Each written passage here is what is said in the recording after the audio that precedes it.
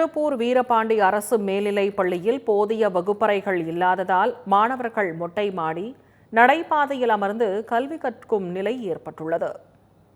வீரபாண்டி அரசு மேல்நிலைப் பள்ளியில் 1000க்கும் மேற்பட்ட மாணவர்கள் கல்வி பயின்று வருகின்றனர்.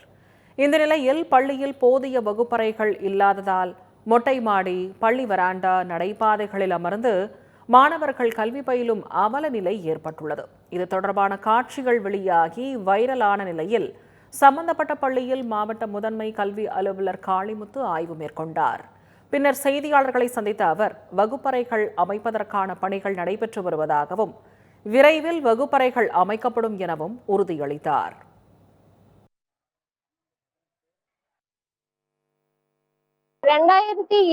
இருந்தே இந்த ஸ்கூல் டீச்சர்ஸ் எல்லாமே ஓகே, அவங்க கொடுக்குற கோச்சிங் எல்லாமே ரொம்ப பெட்டரா இருக்கும்.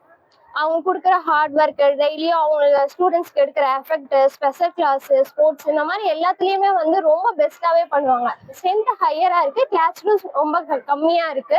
வேற ஏதாவது இடம் கொண்டு வந்து அங்க ஏதாவது கிளாஸ் ரூம்ஸ் இதெல்லாம் கொஞ்சம் கட்டி கொடுத்தா அப்படின்னா இனி வர ஸ்டூடெண்ட்ஸுக்கு ரொம்ப வசதியா இருக்கும். 4 கிளாஸ் இருக்கிறோம். 4 கிளாஸ்ல அந்த டீச்சர்ஸ் பேசுறது இந்த டீச்சர்ஸ் கேட்க அப்ப பாதிப்பு இல்லாம என்ன வரும்? பாதிக்கும்ல, கண்டிப்பா பாதிக்கும்ல. இதுல டீச்சர்ஸ் டோட்டலா டீச்சர் பற்றாக்குறை எங்களுக்கு இருக்கு. அதே எங்களுக்கு நிவர்த்தி பண்ணி கொடுக்கணும். மெயினா குழந்தைகள் கொஞ்சம் அட்மிஷன் அதிகமா இருக்கு, வகுப்பறைகள் கொஞ்சம் போதாம இருக்கு. இட பற்றாக்குறையினால இப்போ வகுப்பறை கட்டி கொடுக்க முடியாம இருக்கு. பக்கத்துலயே தொடக்க பள்ளி இருக்கிறதுனால அந்த தொடக்க பள்ளியில இடம் இருக்குது. அங்க ஒரு 4 வகுப்பறைகளை மாத்தி அதை சரி பண்ணிருக்குங்க.